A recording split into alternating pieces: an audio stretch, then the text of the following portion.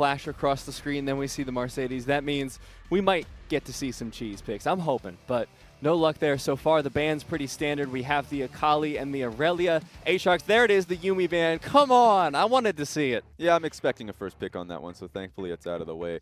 Sylas is still available, so I wonder, at this point, if I'm Vici Gaming, I'm definitely looking to first pick that one. A lot of the strength in Sylas at this point is the fact that you can actually draft away from having hard engage and expect, you know, Hacker to be going towards a Jarvan, and you still have that ultimate for your team fight initiation. So wonder where they're going to be going for that one if the Sylas ends up getting banned here by Suning. Well, Suning has the option, but if you give it away, maybe you get a flex pick of your own. You know, the Rise is still on the table. That's true. Very powerful flex pick. Top of the meta, as you will. It's a great trade here. So I would value the Rise personally, and I love the fact that Suning has left both options up so they can trade. The Rakan going to be the ban there, taking that away from Southwind. He's shown some amazing performances on it. Last split. And at this point, this is when Long is asking his mid laner what he would prefer here, because, you know, Rise and Sylas, if Ian, whoa, they're not even going to go for either. That's really interesting to me. It's a good challenge to Suning and saying, you know, can Suning play, want to pick up both champions, but being on red side and having to choose both Rise and Sylas, that takes away your ability to counter pick. So depends on how comfortable they are. You definitely want to play against the Sylas a little more. So if I'm Vici Gaming, the fact that they picked up the Nico, I mean, it's just a great lane over Sylas. Sylas really lacks in terms of consistent DPS in the early laning phase. So if it goes top lane, you're going to have some problems.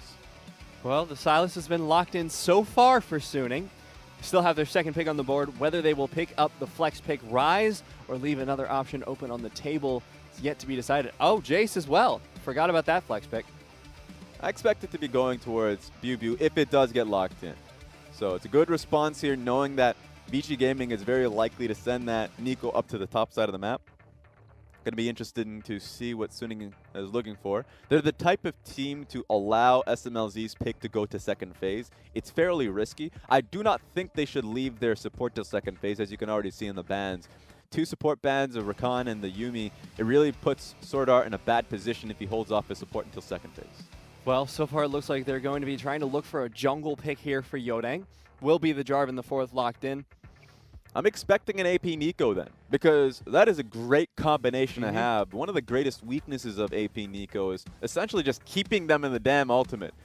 So Glacial Augment is a great boost in helping that when GLP really does a lot of good work, but even then you need a little bit more help, and the Jarvan Cataclysm will do wonders. So much AoE slows coming out from the Nico as well, so that's a lot of teamfight pressure. Plus you add the Rise into that, suddenly you've got map mobility on top with the Realm Warp, so they will pick that one up for themselves. Still flexible though for the solo lanes, because you have the Rise and the Nico, which can go top, mid, and AD carry if they so decide. Yeah, it's all dependent on the matchups here, so if I'm Vici Gaming, I would actually prefer to have Rise in the mid lane, recognizing that it might just be a bad matchup if they send the Jace mid, but still say that I have the flexibility with my ultimate, my Realm Warp, to have positioning. If I have shove in lane, I can choose to be going top side to help out Chalitza and his Nico, or go to the bottom side of the map, and I know that Southwind is going to be choosing something that has, you know, engage heavy, and I have some help with. It does put ownership on Yodang, by the way. He's in a bad matchup. Jarvan versus Rek'Sai doesn't work too well for the Jarvan most of the time. So if he gets hit up early on, expect Ian to be underneath his tower, unwilling to make the response. Well, that's the thing, too, because wherever the Jace goes, you've got a Rek'Sai to follow up. Those are some scary early ganks. Those are some scary level 6 ganks as well. Just depends, right? Because if I'm seeing Suning picking an early game, you know, good matchup jungler, I do not see why they would send the Jace mid. I would expect them to send Jace topside and then have Sylas mid, where Sylas actually lacks in a lot of early laning phase pressure towards a lot of these champions like the Rise. But the early jungle boost there makes it so the 2v2 is all the better. Because think of it this way, I mean, you have Abscond Duct, that's great CC setup for the Rek'Sai. Already on that one, you should be able to burst down one champion if it's the Rise with the Jarvan, and it gets Sylas out of the laning phase, where I wouldn't have that expectation for the Sylas in the top side of the map. So I'm expecting a Sylas mid. Okay, and we have Raz, we have 6 support bans. Yep, that's what I said, man. Ooh, this is what I love to see. Okay. I mean, we've already seen a few Sona support games already, so it's fun to see Sona already just coming out there. It seems like the Sona Taric lanes that's been coming out pretty consistently have just made people realize that Sona's a pretty good champion. Sona's pretty damn fine. Now, the Taric himself is not banned, so anything is possible. And if I'm Suning, you can immediately go back to that Sona Taric. I like that Vici Gaming are starting to draft towards push here. I love the Xayah, regardless of Rakan being banned. A great way to deal with the potential Sona Taric is to legitimately just shove and look to take turret pressure down. So I'm expecting Yo Dang to be playing to this. Ooh, take it away from them. Okay, all right. So it's going to be, this is interesting now. What's interesting? This could be the Sona Tahm Kench bottom lane. No, people have been playing it as a response. So, like, look, when you're in solo queue, when someone has picked up Sona and you're intending to go Sona Taric, obviously people are going to take Taric away. So what do people go to next? It is the Tahm Kench. There's been a lot of Sona Tahm Kench in solo queue. So it's not, you know, at all foreign. I would have expected SMLZ and Sword Art to have practiced this. One thing to make a mention of is when Tahm Kench did get, I want to initially say nerfed, but it was just a huge shift to his playstyle. No longer is he the type of champion to just whisk his AD carry out of there scot-free, evade almost every gank because of that movement speed. It seems like he's essentially just like, you know, if you want to protect your AD or bottom laner, you're going to be sitting still for a little while. So he's not so much there to protect, but he's certainly there to attack. A lot of increased damage, refund on mana if he's using his W on the enemy champion. So there's a lot there to increase and boost his fighting strength in the lane.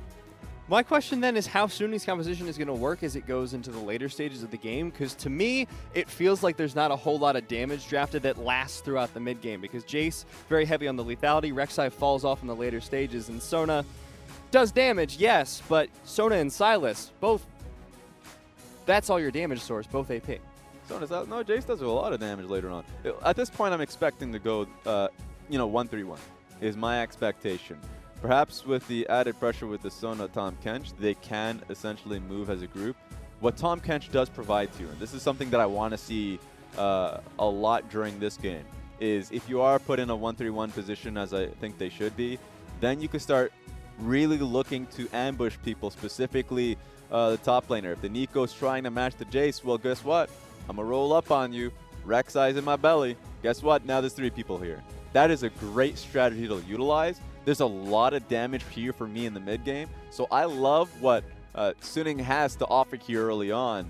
Great stuff, especially with the Sylas. If he uses the ultimate there, pick up Ian's Realm Warp, then expect multiple ultimates moving across the map. It's a lot of fun to look at.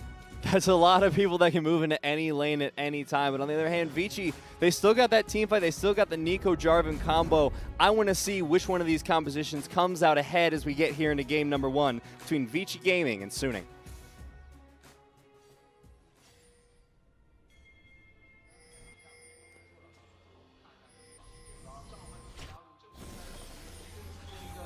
Are we just going to watch all angles of the Naruto run animation? Looks like it, but it's getting ruined there, Raz. There's just too much rotation.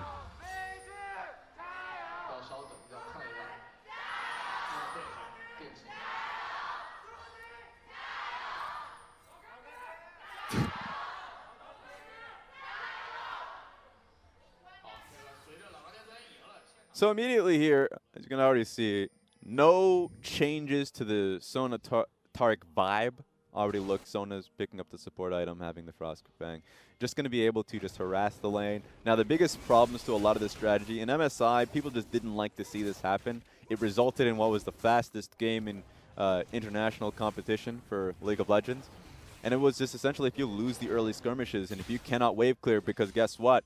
You're Sona Tahm Kench, then you get dived, you get shoved in. There's nothing in your composition that can really stop that. You would have to be forced to fight. But then the earlier issue that you had in terms of just damage being present ain't there.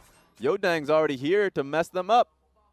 He's looking forward. He's level 2. The flag and drag. The flash lands. Goodbye, Sona. My God, we're seeing the squishiness on full display, Raz. Already. And people thought that the level 2 ganks would stop because Scuttle Crab don't exist. But guess what? Jarvan can do it whenever he wants to. He's already got the damage down, and take a look at this. Chalitza just getting chunked out there, down below half health now. Bio, all he loses is a little bit of mana. So already, coming into this one, calling Biu and saying that he should recognize his role as a facilitator and perhaps a tank. Already starting that one and saying, shut the hell up. I don't want to hear that. So great early trades on the top side of the map, and it allows Suning a lane to play through. And a lot of the times when you look at where the jungler should be pathing early on, I'm sure the early game plan was to go straight through the mid lane. But if you're going to keep looking for trades like that, Hacker has a possibility of looking for a top lane dive, but looks like he's hunting here. Looking for Ian, but Ian's going to play pretty safely. He still has the Aftershock and the Flash available, so not a whole lot of damage will be able to land on him. Sees him. Hacker going in for the invade. He found Yodang, level 2 versus level 3. There's the smite away. Yodang keeps the blue buff and his life. All right, nice smite on that one, of course, increasing his HP so he can last a little bit longer. But the sad fact of all of this is that Hacker's going to have a go at his blue side jungle. So Grom, likely Wolf Camp as well if he's willing to make the adjustment. That just makes it so much harder for Chalitza. Take a look at the minimap and just see how isolated he is now. Yodang, if he wants to take the proper experience, he's going to be going to the right side of the map and trade sides. But you already saw how bad the trades were going for Chalitza. If he takes any more bad trades there, instantly Hacker goes for a dive. The bright side of that, though, is if Hacker stays up towards the top side of the map, suddenly we could see more ganks down into the bottom side. We already saw the first one go incredibly well for Yodang in the bot lane of Vici, so Puff and Southwind could be popping off more. I'll say this. Now, LZ did a good thing in keeping hold of his flash. Now, maybe he just didn't have time. He was CC locked to be able to use it, but I just think strategically there's a great idea. If you already know you're going to die there, hold on to it firmly. Now, Sword Art and SMLZ can deal with that gank if it comes by. This time around, they can expect it, where last time they were like, why was he here to begin with? Meanwhile, the top side, Chalitza, this time hasn't been chunked down just yet, so he's holding his own, but he is down almost a full wave in CS. But as we're rotating across the map, you're looking at Southwind. He's looking for something. Hey, what are you doing? Where are you going? He's going on an adventure, Raz. Looks like it's landed him in the middle lane. Well, I mean, at this point, Ian, I'm not too sure if he wants to base. He's at a pretty decent spot, and he's not looking to allow Yodang a path to gank here. In my mind, he's just trying to farm up until he gets towards... I'm not even sure if he wants a tier at this point. I think a great idea would go for a Lost Chapters to boost his early lane. So he might be in lane for a little while longer. Oh, wait, where are you going? Hey! We just had a little explanation about why you should I want stay, Lost Ian. Chapter. You better not be getting that tier from me. All right. You know what? You're fired. There's a tear for Ian and a few tears streaming down Raz's face, but it's fine. You know what? He's going to make it through. Biobo taking a tower shot there. He's in trouble. The flash follows up. Goodbye. Biobo flashes away, keeps himself alive for now. But here comes Yodang, the flag dunk, to finish him off. I mean, I was giving him the early props, and then this happens. Like, he was in a tough position no matter what anyways. He was actually pushing in, but not able to reset the wave for a very long time. There usually is a call for junglers to come and help him out, but Hacker was like, actually, I'm just going to be on the opposite side of the map. Well, you made your own mistakes. You make your own gravestone here. So, yeah, he gets himself Ocean Dragon, which will, in part, help his top laner, but that sucks. Yeah. It's really unfortunate, too, because he, like you said, was doing great in that early lane, but now there's the Seeker's Arm Guard on Chalitza, so he's going to have a lot of extra armor, a lot of sustain in that lane. He's going to have the mana sustain from the Fairy Charm. Oh. That's not possible. I'm saying this is not a good idea. There's no way Chalitza can actually harm Biu enough to be a good dive. Chalitza does have 6, though. This is a no. I think they're still looking for it, Raz. All right, well, we'll see what happens. Yodang looking for the flag and drag, will not land it, and Bio goes in for the engage, but that's just auto attack after auto attack, and Yodang forces him off. I will say the real issue here was that Rise was also coming up to the top side of the map, so he is still in dive range if Jarvan is still interested, but he would be losing out on a lot of experience if he sticks around. So ultimately, I'd say this is a positive. That turns a lot of the tides that was initially happening in the lane now in favor of Chalitza. That said, though, Hacker, as a return, has already seen where Yodang is, so he's going to try and steal away the red buff. He will be successful here. Just toss the Q over there. He's going to try and steal away the Raptors as well, but I don't know about this one. Yodang's back on the map. Doesn't have smite just yet, but he already has enough damage. At this point, this hurts for Yodang. He put in a lot of investment to turn the tides on the top side of the map, but now he's just behind in experience. CS totals in the bot lane are going Vici Gaming's way, however. Does require a little bit of arithmetic, but got there in the end. But this lane has gone a lot better for SMLZ after the level 2 gank because not died, not been pressured. Rek'Sai is not turning back here. His red is still up, his blue buff is up, but his focus is going to be on the bot side of the map to match Yodang. So let's see what he ends up doing here. I don't think he wants to fully commit knowing that his bot lane won't be there to help out first. Instead, he's rotating up towards the mid lane. We could see a gank here onto Ian. Still does have his flash, still does have the aftershock. At the end of the day, he goes back to his blue so he can hand it off to Maple. But this was just great from Hacker early on. Has a lot of early vision of Yodang. He could have made the play. I think some junglers would. Maybe JJ. He's throwing out that point. To get the fight forced on top of Yodang, maybe even forces his flash. But he doesn't want to take that risk, and so he's put his team in a strong position. SMLZ and Sorda are now aware of the impending doom. Jarvan still goes topside, but they were ready enough. They had their control ward just behind them, and Rek'Sai stayed around. Yodang's pathing has been spotted out here. There was a ward down by his red buff, so Hacker knows that he's on the top side of the map. Here you go. But Hacker himself's been spotted out, so this will have to be a dive if anything happens. Here comes Silas too, so this is full-fledged. Southwind and Puff got to get out of here. Southwind, not level 6, doesn't have the invulnerability, but it's going to be fine. Suning not going to go for the full dive between the towers. This has just been a great, last 4 minutes here from Suning. A great way to just kind of erase what happened earlier on with BuBu. So the fact that they were able to turn back what was a good early investment in goal from Vici Gaming is looking good.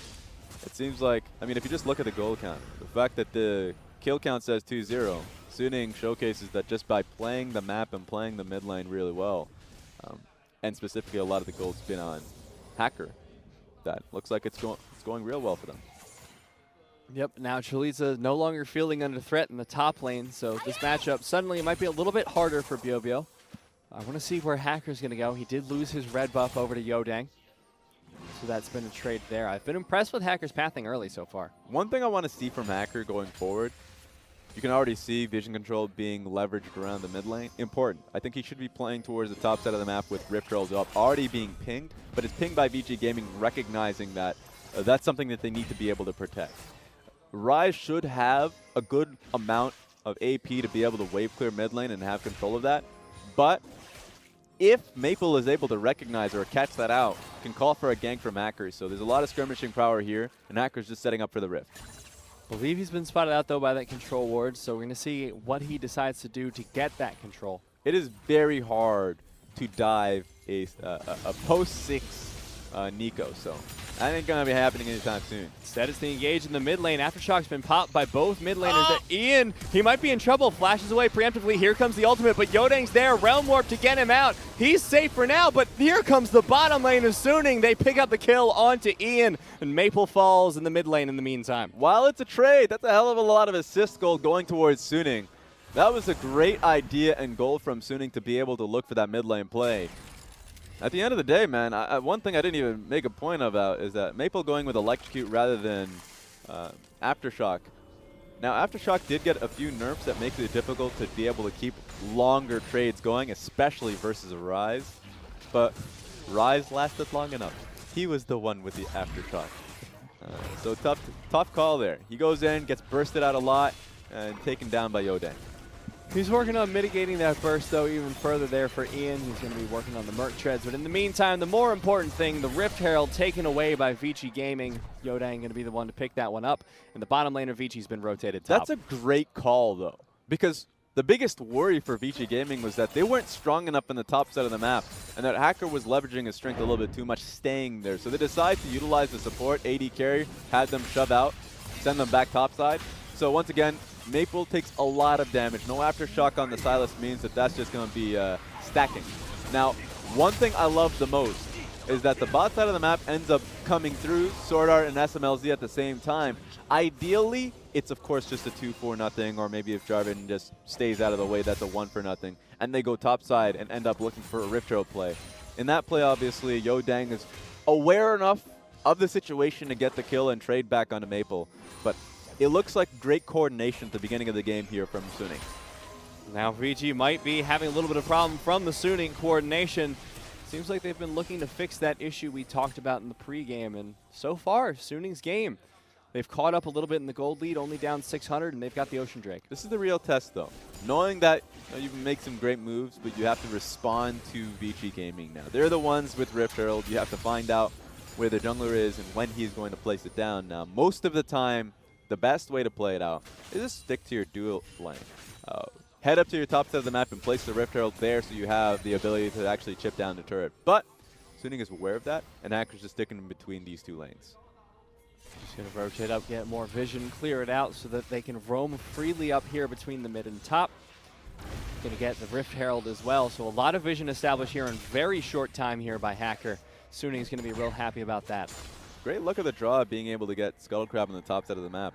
Makes it so Maple has that movement speed available from going both mid and top lane if the Rift Herald was to be placed top side of the map. Now the top side, Suning have picked up a turret plating. They're going to try and keep shoving this as Southwind backs. But on the bottom side of the map, the Ocean Drake is still available.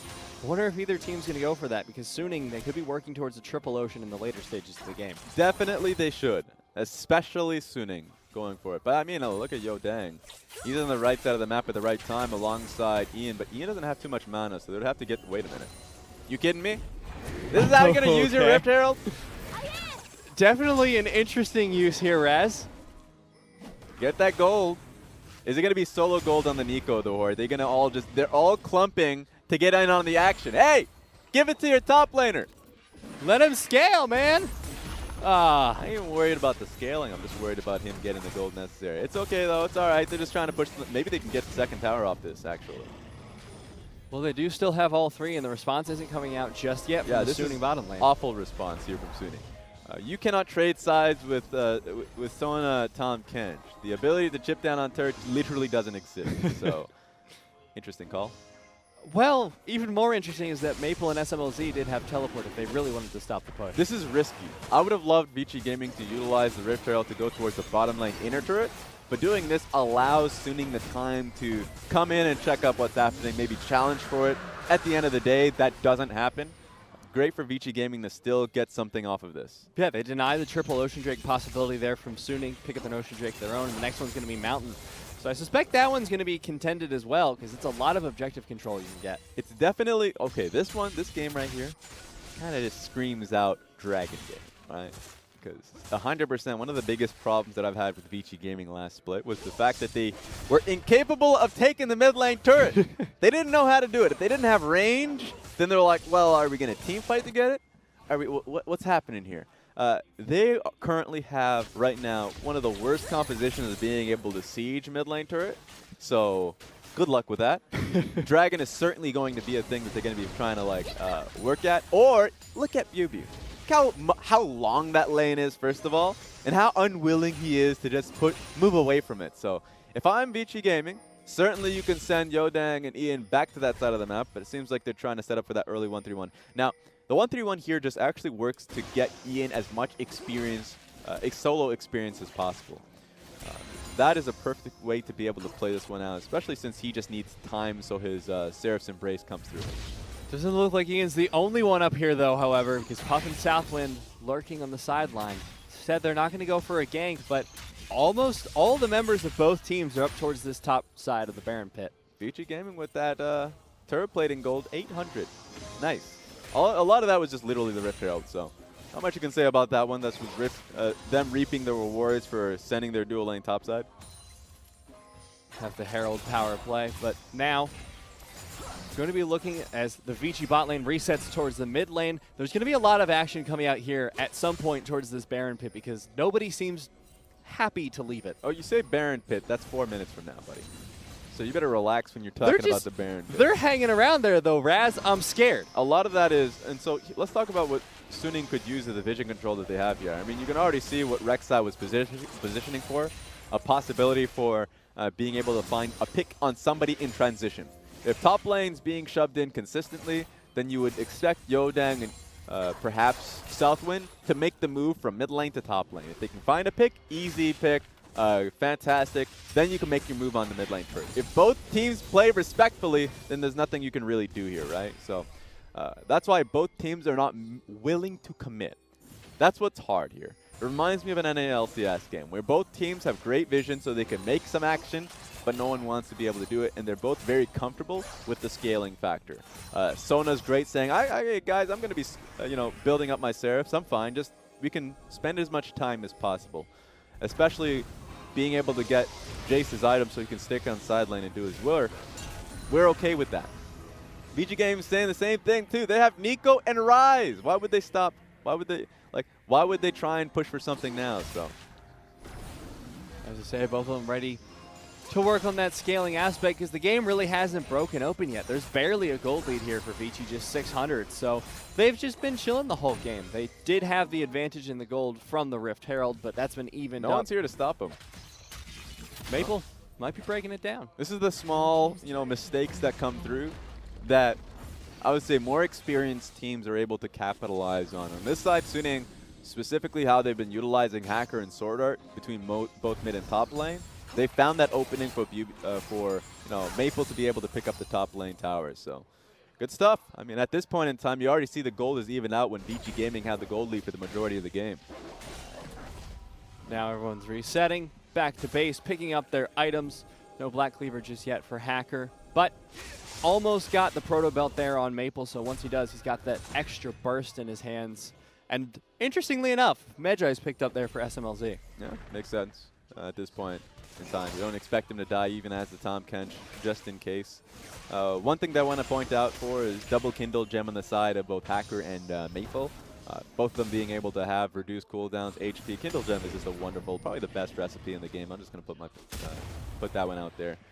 And so for them, at this point in time, they can pick a fight if they find a pick. And a lot of that is going to be around SMLZ that you previously mentioned. So if you find someone where you just send Sona ulti down on them, then I'm willing to bet my money on Suning. But it just depends. It's all the time. It's all a game of time. If they're not willing to all in and they don't think they have enough damage, then Taric ultimate will just ruin their day. Well, now feels like a decent time to fight for Vici because they've got two items, and there goes the engage. SMLZ is safe for now. Cosmic Radiance going to come out. They might be able to catch Sword Art. No, the four-man crescendo saves Suning's. All right, well, you know what? That was just perfect from Sword Art. Legitimately saved SMLZ so we can get that four-man ultimate. Taric ultimate is down. If Suning wants to fight, they better go for it. Suning trying to get the re-engage, poking down on Yodang. They have so much poke between the Sona and Bio. You know what this means, though? Dragon is wonderful for Suning. That could be their second Dragon, and they're in a perfect position to fight. SMLZ gets dangerously low. He's got to be careful with his positioning here. He's got Medjai's. Great poke here from Bio. Okay. Pop Blossom, little too aggressive there from Maple, but doesn't matter. It's not his ultimate anyways. But this is good enough poke. At this point, if you're not confident starting Dragon, then you're never going to be confident in life. Sword Art is been doing a lot of great work being able to protect SMLZ. While Tahm Kench's ability to save his opponents got nerfed, don't do this to me. Okay, we're good. Got smited. Why are you saying that's good? Hacker just flashed in place. Okay, that bit's not good. That's awful. That bit's the bad bit. But he got the dragon. I wasn't even worried that Chalitze would outsmite him. I was more worried of the fact that he panicked. This is one of those situations that you're happy that specifically this game doesn't have Pro View. I don't want to see that. But they got Dragon. They get it at the end of the day. I'm cool with it. You think that one's going to show up in the pregame highlight reels, Raz? No. They're going to save him. I have faith in them. Now, Maple rotating into the top lane. The 1-3-1 is still continuing here.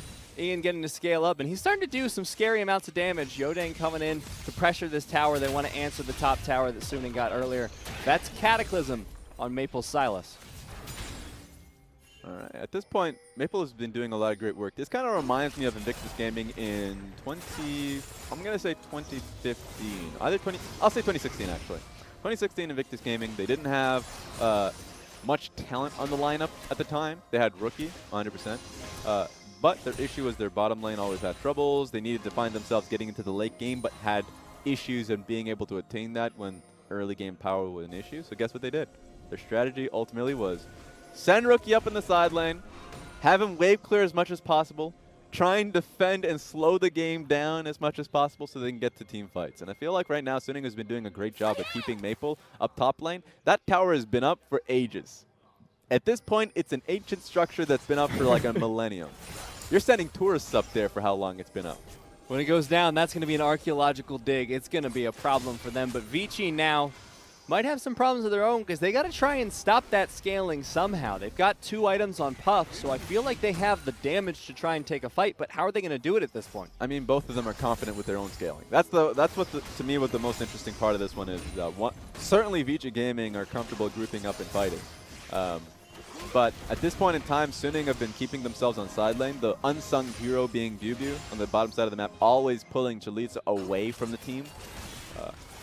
I think Vici Gaming are far more concerned with the fact that they can't push their will on the enemy team. They can't just march up mid lane. The mid lane tower is still up, and they're a team that has been grouping up mid for the majority of the game. And let's see what ends up happening. Suning wants some action here. Pushing down mid, they've got all 5 members here in the middle lane, which means they have the opportunity to go, but they don't have any sort of pressure here, so Vici's just going to shove them off with the Blade Failure. And there come the backs from Suning as well. So now Vici's going to have free reign over the mid lane, going to be able to clear this one out, push, get a little bit of pressure of their own. But Hacker might be in a little bit of trouble. Yodang goes in, flag and drag, not going to land because of the root from Ian. Unfortunate layering, but that's the follow-up. The Cataclysm expended as well. Yodang takes half his health and damage, but does get the kill down onto Hacker. So close to being saved. Realm Warp, going to be catching somebody. They want to find the flag and drag, but Crescendo comes out. Cosmic Radiance does come down in time. Yodang safe. The mid lane tower is not. And Suning, they finally lost the mid lane tower. Vici have done it. Here comes Jace, though. There's a possibility that Suning can try and turn this one. Southwind, that's a lot of damage onto him. He finally goes down, but my God, the Pop Blossom, the follow up. Maple's down, Hacker's down, so Vici feel comfortable chasing this one in. Yeah, this is still bad for Suning, but they were trying to find something to come up with this one. It was ultimately them just catching Hacker out and finding the go button mid lane. This is something that Vici Gaming lacked pretty much in the early season. Spring Split was poor from Vici Gaming. When they had a lead, they were unwilling to do anything with it, and this time around, Ian said, "No, hop in the bus." Realm Warp straight in there, find someone else. I think this was just perfect from Vici Gaming. Now they have themselves firmly in the lead. Vici Gaming, though, have the tempo lead. Not much of a gold lead to speak of. 300 gold in their name, but the Baron is on the field now. And that's my point. Now, before we get to the whole what are they going to do next, we'll take a look at this replay. I love the fact that Bubu ended up rotating towards the mid lane. The team saw that as an opportunity. Slow, close to being able to get the Upscund abduct on towards Southwind. They still end up getting the kill anyways.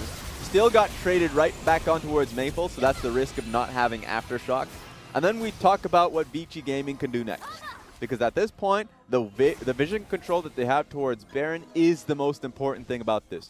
Too many times that people talk about which team has a lead and then their eyes dart directly towards the gold lead, when it's a lot more about the vision that's placed on the map. Oh, apparently Jarvan wants in something. What's going on here? What do you guys want? Yodang wants an engage, Raz. All he needs to do is to chill out. Have that shove mid lane, go back to the top side of the map. They don't have the vision control over Baron's side. That's actually very weird to me. Because while we were essentially in the replay, they had somebody, so they had a man up so they can walk up towards vision. Now they're about to lose Baron when they had all the control. Baron's already down to 2,000 HP. Can the steal come in? It looks like it won't follow up. Hacker gets it, but the Pop Blossom to follow from both teams. One kill goes down onto Bio, but who is going to win the fight? Vici need a clean wipe here. They want to neutralize the Baron, and so far they've taken down 2. Can they find the other 3? Here comes the Realm Warp for the chase. 3 men following into it. 3 versus 3 up here on the top side of this fight, but they can't find the CC. Lands under Sword Art the Cleanse to follow it up. They're still trying to chase this man down. They will find him, but SMLZ and Maple will make it away. There we go. Suning are able to get 2 people out there. The waves have been pushed out too, so there's nothing that Vici Gaming can do to get them out while they're dead. 30-second death timer on Sword Art. They're just fine. In fact, Maple's like, all right, let me get this shove out before I end up basing myself. I might even get this tower. Wait a second. He's got the Baron. Really? All right, you got this. So let's backtrack a little bit there. While we were in replay, Vici Gaming had a man advantage. They had control wards. They had mid lane shoved out. Why did they not move towards the Baron buff and clear out all the vision that Suning has had? And then why, as a response, they moved to the right side of the map to what was a Cloud Dragon? So that's just sad. Ultimately, it results in this. I was surprised that Suning Gaming thought that they can pick up this fight. Sure, Maple had his ultimate all laid down, but I'm still not confident with the follow-up, knowing that Suning really didn't have much going for it. Not enough damage here from SMLZ, so they get chased down. I think the best thing they did, they ultimately resolved in, is that SMLZ goes up, he has the movement speed. I can say, chill out, guys, I'm out here. Maple moved to the left, so just throwing their friend Sword Art into the wind. What? Yodang. Okay. It's okay. He's fine. Yep. Just standing there, just chilling. Waiting for the red buff. Oh, EQ follow up. He wants to engage, finds it with the Cataclysm. Here comes the Cosmic Radiance. They want to save Ian. They've saved the mid laner for now. Hacker going in. Here comes the Pop Blossom from Chalitza. Finds one, but they're chasing it down. The top side of the fight, Vici are just losing everyone. A split fight, and they're not doing great, but the turnaround comes in. The damage onto SMLZ, the double kill for Puff. And it looks like Vici once again run it through with a triple kill for Puff. What you're seeing here is something no one was really surprised about. I mean, Sword Art should be able to get at it. Oh, wait a minute. What are we doing here? Are we really following me for this one? Calm down, everybody. Don't do this. No. Why? They're going to try and go for it. They might get it, but that's 2 ultimates expended just for the support. It's okay. No one died. I'm all right with that. They can take that mid lane turret, too. All right. They might even go for an inhibitor. So, what did we say about what Suning should be doing with this composition? Scale. Huh? They're waiting to scale. What did I just said 2 times that they literally both have scaling compositions. So Suning should be going on side lane, 100%. They should never be team fighting. They have great side lane. BB has been doing a lot of great work in the bottom side of the map. But at this point, they've been essentially ramming it straight in towards Rise and the Zaya, who's been fantastically protected by Southwind. And he's dead. Yikes. All right, well, it's okay. He wasn't protected by Southwind. Oh, no, they're going in for Ian as well. All right, and so Suning find a 1-3-1 of their own in the end. It's more of just a run down through the jungle. All right, this is my favorite kind of game. Abandon all strategies. It seems to be working out for Suning. Oh, yeah, let's get this guy, too. Okay, not going to find the Absconded Duck, but they will find the mid lane tower, so they're not going to be 1-3-1ing Raz, but they don't have to team fight if you've killed everyone. Everything's just a 5 versus 3 right now. 30-second death timers actually means that Suning can take inhibitor and try and fish for another champion. If they get one more kill, they can end the game. SMLZ has the damage, doesn't have the ultimate right now, but Maple still has abilities available. 9 seconds They're on looking Puff. for it. Yodang comes in. He is so tanky with that Guardian or the Stone Plate, but Yodang gets popped up. Not enough damage to kill him. They finally get the shutdown. Here comes the stolen Pop Blossom there from Maple. They might be able to find someone else, but no. Wave clear too much from Vici Gaming, and they repel the push. Yeah, Ian is going to come up there too, so that was a really smart play to be able to get that one last kill before Puff came back up. So great from Suning. And it really just resulted in them finding those picks on both Puff and Ian randomly in the jungle. So Vici Gaming, who have been out team fighting Suning as can be expected, and then Suning just find those picks and they're right back in it. So it really is anyone's game. And it really showcases the lack of experience that a lot of the players on Vici Gaming have. That when they have the goal lead, there's always that need, that trust of saying, I can stay on the map a little bit longer. I can pick up a bit more in the jungle. I don't need to back right now. And it seems like the teleport coming through to catch both of these people out is essentially what did it. Now, Puff didn't see this one coming. And I don't want to give away onus and responsibility because they thought they could do an extra dragon. Why were you doing an extra dragon? After you've been winning teamfight after teamfight as a group, it's essentially an extra bit of what? Cloud Dragon, for what does that actually give you? I think they should be focusing right now. Thankfully, they're all back up. Mid lane inhibitor is actually the best inhibitor to lose.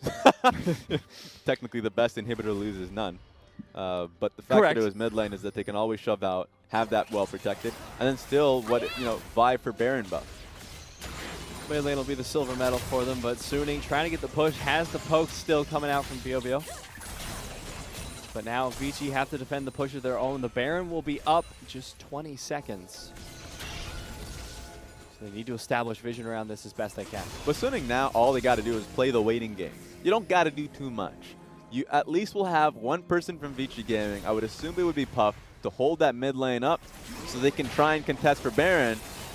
But it seems like they've been slowed down. It's a good opportunity for Vici. Here comes the flag and drag. Cosmic Radiance comes out, but Yodang, will he be able to find a Cataclysm? No, but the Pop Blossom comes in. Maple, so much damage. The return from Chalitza, not enough. And Suning may have finally found a team fight for them. The GA's been popped there onto Hacker, but Suning, the rest of the team, is chasing down. Puff so incredibly low. They won't be able to find him as he gets over the wall, but the Realm Warp is coming in. It's been stolen. Maple Silas, the highlight of that team fight. And the ace comes in for Suning. Maple is a madman. That was insane, and now he's just teleporting to pick up the wave. It seems like they want to end the game right now. They're looking for it. They've got it. It's been a long fight for them. It's been a slugfest. They didn't quite get the 1-3-1 they were looking for, but they found something better, Raz. They found the better team fight. They got the picks, and now Suning are pouring into the base. Bio even popping the GA for it. He doesn't care. SMLZ can't take the tower, but it doesn't matter. Suning are coming back strong. They're looking to make a mark with their first game victory over Vici Gaming. It was a slugfest. It was tough. And it wasn't by the book. But you can still win with some added level of creativity. And Maple better be, MVP after that game. It was insane to be able to find that last team fight. That was them getting caught out, by the way. They were the ones trying to slow it down. Ultimately, they themselves were getting slowed down. Glacial, Augment, like GLP, all that jazz. And so they had to be sticking down and fighting it. And they did it. I loved that 4-man. I want to see that replay again. Was it a 4-man, 5-man? I think it was 4-man. It was almost 5-man. It was at the very least 4, but that's so... Yeah, I just want to see that 1,000 times. And you can see how much of a slugfest this game was if you just look at the goal graph. It was back and forth because they were trying to scale up. They were keeping it even for so long. But finally, Suning was the one who said, oh, I guess we got caught. Maple, you want to save the game for us? And he was like, yeah, sure, let's end this thing. So I think a lot of people will watch this game, and rightfully so, they'll direct their anger towards Vici Gaming. Because Vici Gaming, once again, you've been throwing Hysterics under that bus. I'll do them as well. This is why Hysterics' heart gets broken. They have the goal lead. They have everything in writing, essentially, because even past that goal lead, they were doing well to play around Puff in Southwind. The level of protection there for the Rise and Xayah team fighting was proving to be too hard to deal with. And then they find themselves constantly greeting for something else on the map that was unnecessary. The Dragon was one thing, the Cloud Dragon. The two of the carries thought that they can pick up before they based. A few times that they were legitimately, they got that 1 kill in mid lane, and then guess what happened? They didn't actually do anything in terms of clearing out the Suning control wards around Baron that ultimately got Suning their Baron buff, installed the game out a little bit more. Vici Gaming had a chance to win this one. They should have won this one. And that's pretty fun. At least it's a good thing for Long to go in the back and say this team has some hope, right? This one's going 3 games. He has faith in that, and he has faith that this team has a future. Well, let's take a look at the Suning side then, because you had a 3-point plan for Suning, right? Yes. Communication was one of the big issues, and early on in the game, you said this is good communication from them. Do you still feel that's true as the full game went on? No. Remember, the break was not enough. It's just a 1-month break on that one, and a lot of times they are using their break not to train, using it as a legitimate break. So when they come back and have Fluid Win finally work with the team, I did say it was going to be long-term, and I think it's going to be something like 4 weeks until you really see the team really comfortable with that style. This is Game 1, and in Game 1 what we saw was, it was hectic. I think the team fights, they had confidence on the calls, on the plays. When Maple went in, they went in as a team, and I think that's really all we need to see. And also the creativity. I already made a mention that SMLZ is the type of person, the type of AD carry to say, if this is in the meta, I will play it. And that is, music in the coach's ear. So he's happy that he was able to showcase the Tahm Kench Sona lane. I'd like to see a little bit more creativity coming into game number 2, but let's see which team comes out ahead. Will it be Suning's match point, or will it go to a game 3? We'll be back in just a few minutes to answer that question.